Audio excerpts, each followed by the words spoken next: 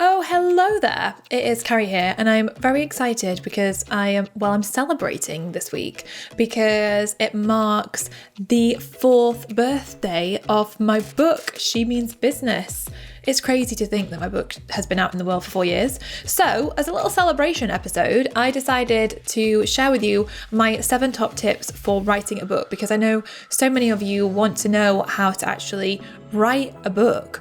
Firstly, let me say, I feel like every single one of us has a book inside of us, and having a book is such an amazing thing to put out in the world. Like when you see your book on Amazon or in a bookstore, it's the most amazing, incredible feeling.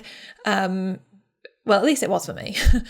Growing up, when you read books and, when you read a book and you're invested in that book, like that person that you're reading from becomes such a part, it has such an impact on your life, or can have if it's a good book, such a huge impact on your life, and the connection that you build with the author is amazing, and it creates so much authority and has so much impact, and every single one of us can have that and can write a book, but it can also be a somewhat difficult process. So I want to share with you 7 things to really help you to write a book. But before that, I want to say, to celebrate the 4th birthday of She Means Business, we are doing a big giveaway. I would love your help to spread the word about the She Means Business show.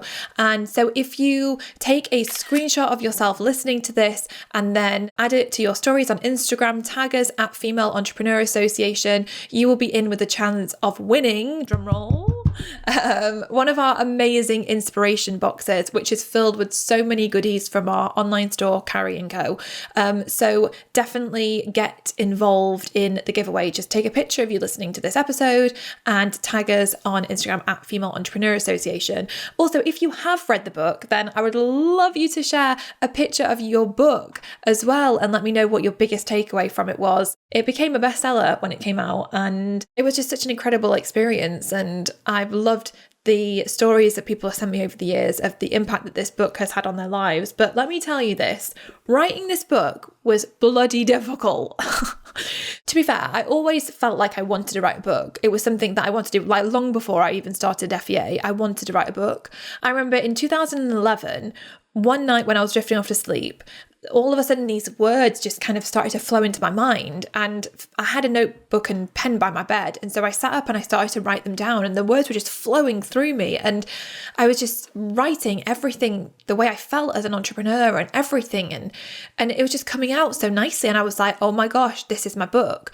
And I got so excited that I'd had this hit of inspiration for my book, and I'd written this really intuitive piece, and so I thought, right, tomorrow I'm going to start writing my book properly. And I got really excited, and when I woke up in the morning, I literally sprang out of bed with like so much fire inside of me to get going with writing this book that I'd started. So I remember locking myself away for a week and just sitting down to write the book. And at first I was like inspired and I couldn't wait to get going with it. And then I started to get going and I got my documents set up and I started to type, and quickly the inspiration faded away. And I was like left with this feeling of overwhelm of like, where do I even begin? And I felt like everything I wrote was the biggest pile of crap. It felt so overwhelming, and I pushed through that week. And I remember at the end of the week thinking, okay, I've got this like some semblance of a book here, and I knew in my heart it was the biggest pile of crap. Like what I'd written was utter rubbish. And I was kind of gutted, but I kind of kept trying to fool myself with it. And so to make it feel more real, I found a way online for me to be able to print the book. So I created a cover and I actually got it printed. And I remember actually taking a picture of myself with this book and being like, oh my gosh, the first copy of my book's appeared. Well, obviously I didn't really post it. I just put it on my personal Facebook account, not like anything outside of that. Like it was a book, but it wasn't a book that I was publishing anytime soon because it was awful. And I remember thinking, I really want to write this book, but I just didn't know how to write something that was actually good. And every year I put to write a book on my vision board, and I knew I wanted to do it. So 2012 rolled around and I tried to, figure out how to make the book better, and it just didn't get any better. And it just felt heavy. It felt heavy. Like, it felt complicated. It felt just overwhelming, and I felt stuck with it. And then 2013 rolled around, and in 2013 something really cool happened. So Gabrielle Bernstein, who is an incredible author, she's a New York Times bestselling author, her book agent actually got in touch with me because I'd done an interview with Gabrielle in my magazine at the time. Great article. I'll leave it in the show notes if you want to check out that magazine and that interview. So her book agent from New York got in touch with me to say, I've seen what you're doing. It's amazing. Would you be interested in writing a book? I'm like, hell yes, I'd want to write a book. Like, as it happens, I've already started. And so she was like, send me over what you've got. So I sent her over what I'd written so far. And she was like, okay, this is great. You just need to expand on 3 chapters and then we can go from there. 3 chapters. I can do it.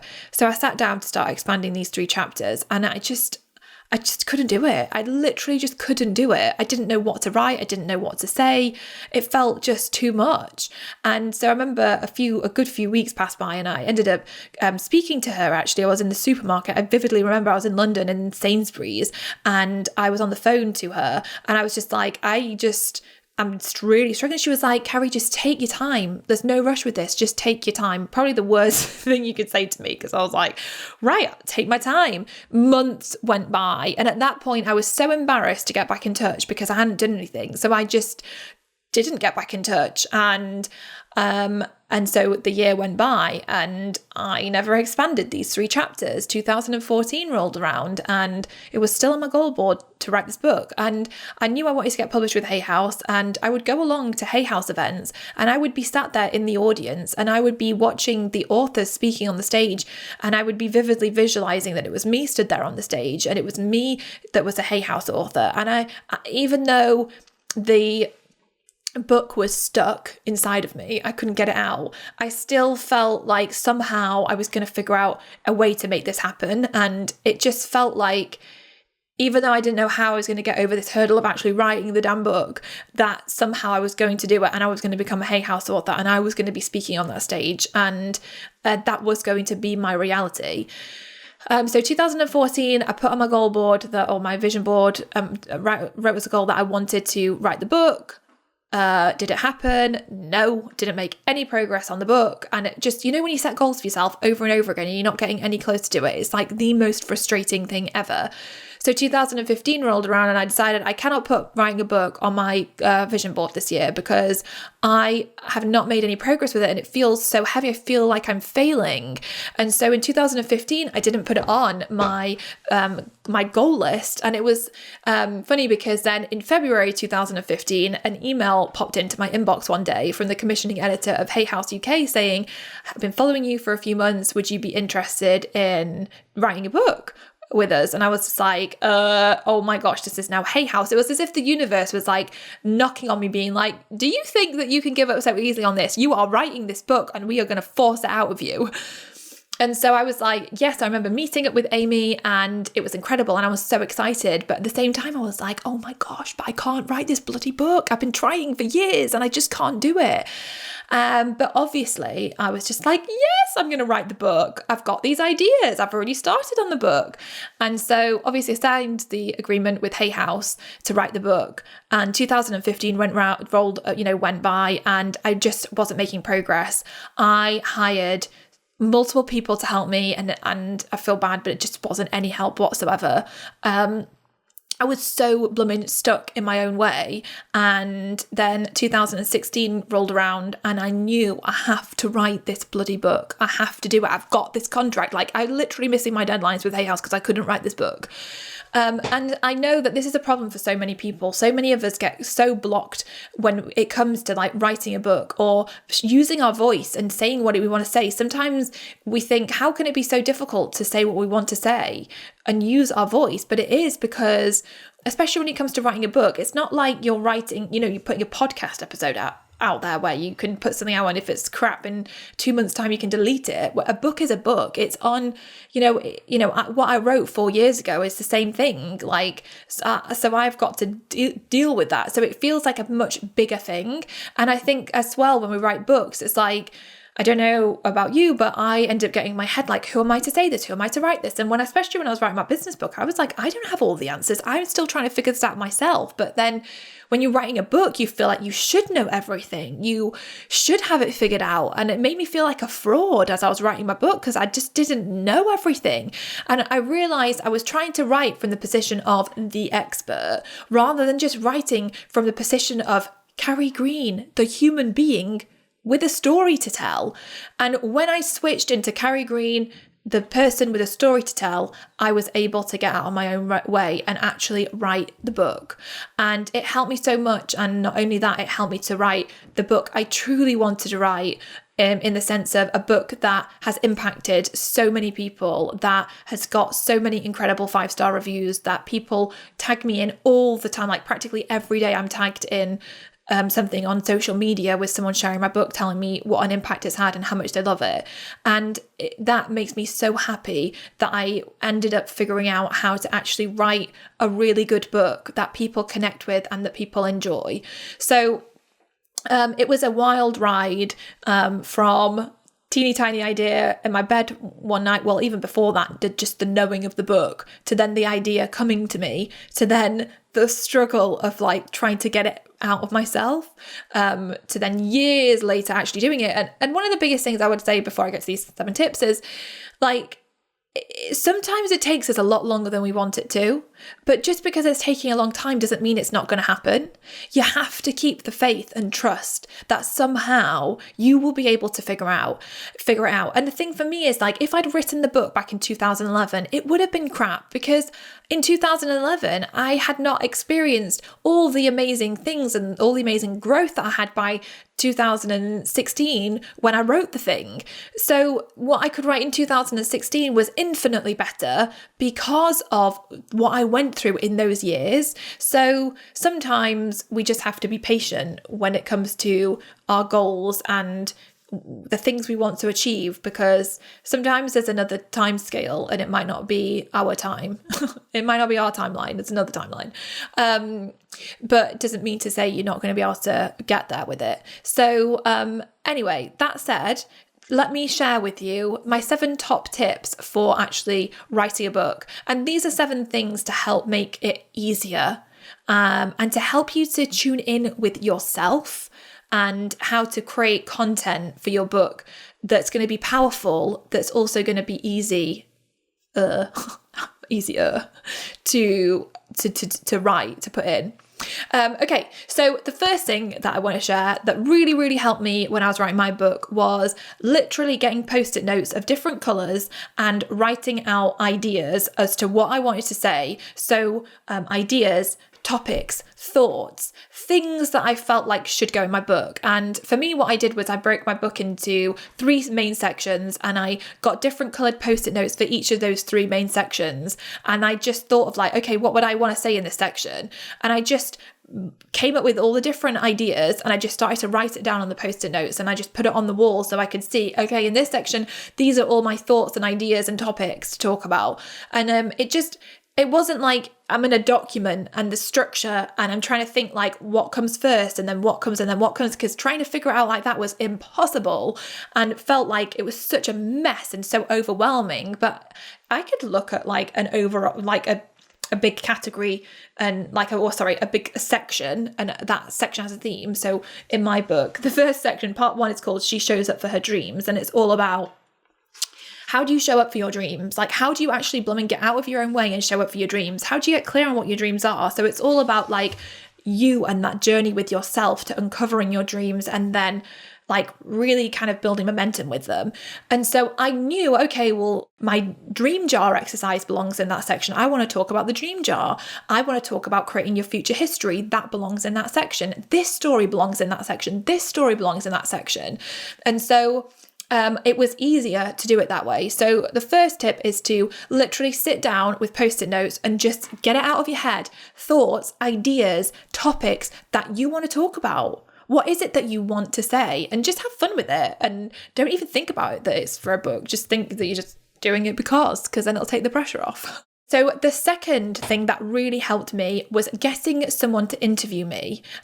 This was really powerful because sometimes when you're sitting down at a computer and you're looking at a blank document and you're trying to tell your story, or you're trying to know where to begin, what should that first word be? What should that first sentence be? And it's overwhelming to think, how do you begin it? So what I found was when people interviewed me, I found that I'd get into a flow. As the conversation progressed, it's like, all of a sudden you reach that point where you're just speaking, your soul is speaking, your heart, you're coming from the heart and it's flowing out of you and you're just really in your groove and you're in your zone of genius. I found that in the past when I've been interviewed, that's what happens. So I was like, why don't I get someone to interview me and they can crack me open essentially, and I can record the interview and I can just see where it goes and what do I say? Because I would find that when I was being interviewed, I would say the most intuitive, soul felt things that I would never just be able to sit and write. It's just it took for someone to crack me open to that level for me to just really allow it to flow through. And in that that stream of consciousness, I don't just have that stream of consciousness necessarily if I'm just literally sat down at my computer. So I found that really helpful. So ask someone to interview you. It could even be a family member or a friend, or even someone that who, if you're in business, that's in business with you, that could interview you. But you could potentially give them questions or say I want to create something on this topic. What questions do you have? And interview me and let's just see where it goes, and just make it more of a conversation and record it and just see what comes out of it, what golden nuggets come out of it that you might be able to use. So get someone to interview you, and even if it's more than one person, maybe the first interview was awful and you're didn't work, then maybe try it again and try it again and try it again, and keep just seeing it and exploring what is coming through you when you give yourself the space to just share and allow it to come through you in a way that isn't forced. So that's the second thing. So my third tip for you is to constantly make audio notes. So when you get an inspired idea around your book on something you want to talk about, something happens, whether it's you're in the car and this idea strikes, literally, if you can, pull over, make an audio note, literally pick up your phone and make an audio note and document these inspired ideas that come to us, or these stories or these things that happen. Books that have a real impact and create an amazing relationship with the reader are books that are typically filled with stories. People love to read stories. Yet the thing is, we don't go around documenting the things that happen to us on a day-to-day basis. So when it comes to sitting down to write a book, often we don't have any stories. We can't remember all of the good stories. So start documenting stories and things that are happening to you that you think could be useful for a book. So if something happens with a client, or you experience a frustrating moment, or something happens, document it in an audio note so that you have it, or in a journal. So in my book, a lot of the snippets that are in it are from my journal that I kept, and that journal I had was since the beginning of starting my business, the Female Entrepreneur Association, and it literally documents my whole journey. So here, I had a look through a women's magazine over the weekend and it was 56 pages and about 20 people put it together. Here's me trying to create a monthly magazine the same size all by myself. Oh well, you only live once. My journal, March 2nd, 2012. The topic was on how to avoid overwhelm. So I put in things from my journal, but it was amazing looking back through my journal because I would never have remembered what happened so clearly if I hadn't kept a journal and kept track of all the fun things that happened over those years. And not only the fun things, but the hard things. My journal is tear stained because I wrote in there all the challenges that I experienced too. So it really gave me some juicy things to write about when it came to putting my book together. So yeah, either journal it or make audio notes of your stories and just capture it as you go. So that way you're not looking at I've got to write this book, I need to sit down, I need to think, what am I going to say? You're not trying to do it all in one go. It's over a period of time, which is really helpful. Okay, so tip number 4 is to interview people and to record the interview so you can gather up their stories. Because what I found really helpful in my book was I wasn't just sharing my story, I was also sharing stories of other people. And while this might not work in everyone's book, it does work in a lot of books if you're writing nonfiction to share stories of other people. So I literally thought of like people I knew with amazing business stories, because my book is a business book. And I just said, can I interview you about your story and how you've done what you've done? And we literally sat down. I sat down with like a handful of people. I recorded the interviews and it was amazing because I was getting so many golden nuggets from them. So are there people you could interview whose stories would really fit nicely into the kind of book you'd love to create? So make a list, and then if you can reach out and interview them, it doesn't even matter if you've not even really started writing a book. Go and do the interviews now because they might become really helpful. It might spark you to be able to figure out getting clarity on the whole book in itself. So yeah, go and think about people you can interview and interview them and record it so that you've got that and that you can use those stories in your book. Great pieces of content for you. Okay, so my 5th tip for you is to then go and take all of your audio notes, the ones you've made for yourself, the interviews that people have done where you're being interviewed, the interviews where you have interviewed other people. Go and collect those up and get them transcribed so that you've got them written out so that you can physically see the words, and then you can start going through those documents one by one and highlighting bits that are really amazing, like pull out all the golden nuggets and just highlight the things that were actually really good that you think would really work nicely in your book, because it makes life so much easier. Like so much of my book, when I was really in the stuck phase, this really helped me so much because it made it so much easier to create the content. When honestly at that point, when it was me sat down at my laptop and, just that white screen looking at me with the cursor bar flashing, it was too overwhelming. I just didn't know where to begin. But by doing all these interviews and audio notes and getting them transcribed, all of a sudden I had words on a page, and this was like, these are parts of my book. And I'm like, oh, I've done it without actually sitting down and having to write. And it just made it so much easier. So definitely go and get them transcribed so you can pull out the golden nuggets. Okay, so my 6th tip for you is to write your book like you're writing a blog post. It's overwhelming if you're trying to write this huge book that has to be like 70,000 words or whatever it is. Like, that is blooming overwhelming. But if you say, look back on your post-it notes and you're like, right, I want to write about the little voice in your head. Right, I'm just opening my book at a random page and looking at that. Okay, so the little voice in your head, like, what is that? And so you think, right, and if you took that topic, or for me, let me just say, so for me, when I take this topic of like the little voice in your head, I'm like, right, okay, what is that? What does that mean? What's the story behind this? What is the point that I'm trying to get across? I can sit and write it. And if I sit and write it like I'm writing a blog post, I can write it. If I sit and try and write a book, I'm going to be like, oh my gosh, what do I even start with? So what I would do is I would take the topics and the ideas and the thoughts I wanted to share in my book, and I would write them like I was just writing a standalone blog post. And I don't worry about how it connects to the chapter before or the chapter after. I'm just talking about that one thought, that one idea, that one concept. And so I found, for me, like, for example, this chapter is like essentially a page and a half, really. That's it, a page and a half.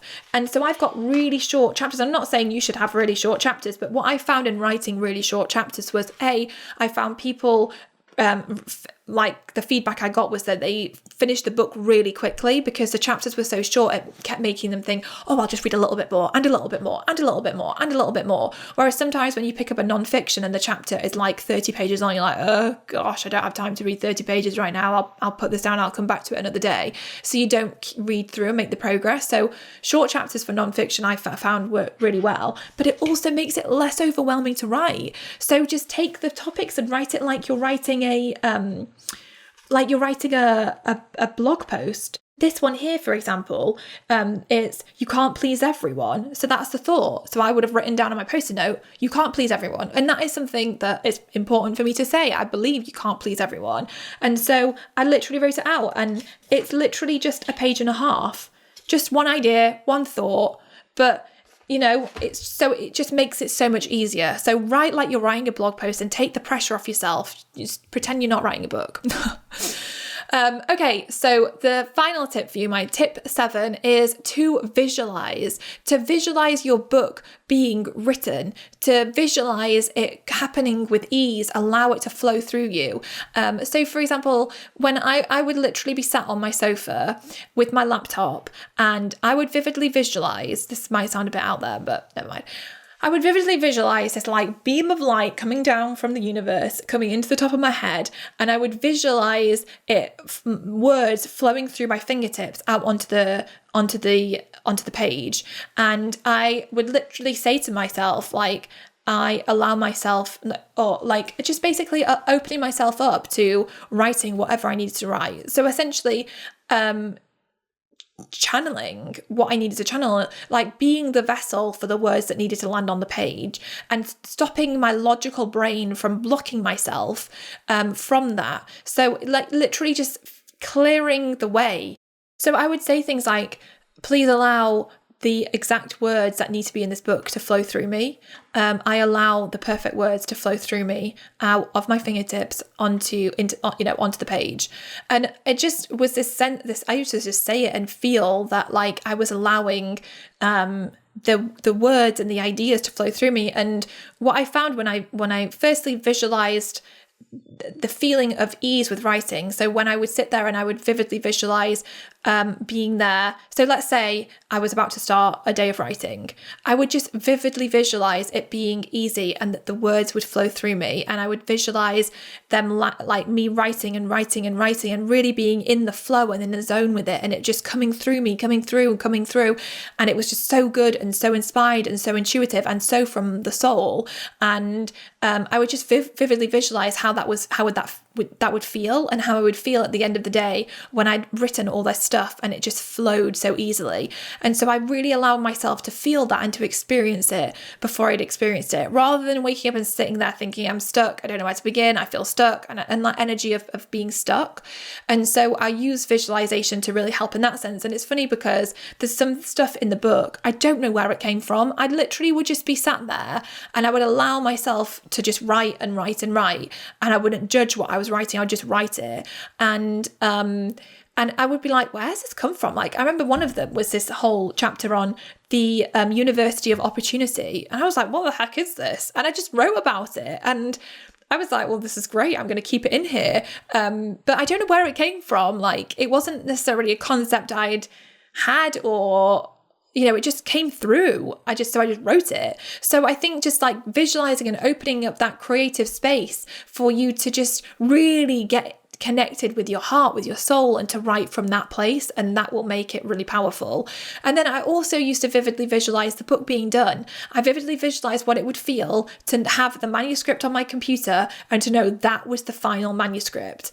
I vividly visualized what it was going to feel like when the first copy of the book arrived through my letterbox. And I had the book in my hands and I was physically holding it and flicking through it and being like, oh my gosh, I've done it.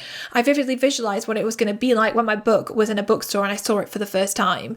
And that was like the most, amazing thing to experience. And I just had this overwhelming feeling that this was going to be my reality. And it became my reality. So visualizing is like powerful because it helps you to get into that energy and that space where you just feel it, you feel good, and it takes you away from that feeling of overwhelm and feeling stuck and feeling frustrated. Just allow yourself to feel what you want to feel about your book. Allow yourself to feel good about it. And from that place, you can create so much more easily. So those are 7 tips to help you to write your book. I really hope that they help you. Definitely let me know, leave me a comment and let me know what your biggest takeaway was from this episode, or what tip you loved the most. These things have helped me so much and I'm excited to use them. I'm going to write another book. I've been meaning to write another book for a really long time. Just finally need to get out of my own way and do it. But let me know. I know having a book is just such a powerful marketing tool. It's such a powerful way to have an impact on people. It's such a powerful way to grow your business. And it's such an amazing achievement. I feel like it's one of my proudest accomplishments is writing She Means Business. And like I said, I love the feedback that I get about it and how much it changes other people's lives. It's phenomenal. So if you haven't checked it out, then definitely have a read. It's a really good read, and it's on Amazon and bookstores, and there's loads of bonuses that go with it too, so definitely check it out. Anyway, I really hope that this helps you, and if you do have a dream to write a book, then just go for it. Like, you can do it. You can write your book. You have a voice, and your voice needs to be heard. And so a book is a really powerful way to do it and to get it out there. So if you have that niggle, if you have that feeling that you're meant to do it, then go for it. Just go for it and just begin to put that vision into motion. So anyway, definitely get involved in the giveaway for this episode. Don't forget that you can win an amazing inspiration box. All you need to do is take a picture of you listening to this episode and share it on Instagram and tag us at Female Entrepreneur Association. And I will see you next week for another episode of the She Means Business Show. I hope you loved this week's episode of the She Means Business Show. If you want more help and support to build a wildly successful business, then join hundreds of thousands of women and become an FEA insider. You'll get access to some of our amazing freebies, to our bonuses, to our giveaways, to so much good stuff. Head over to femaleentrepreneurassociation.com/insider to get all of the goodness. And I will see you next week for another episode of the She Means Business Show.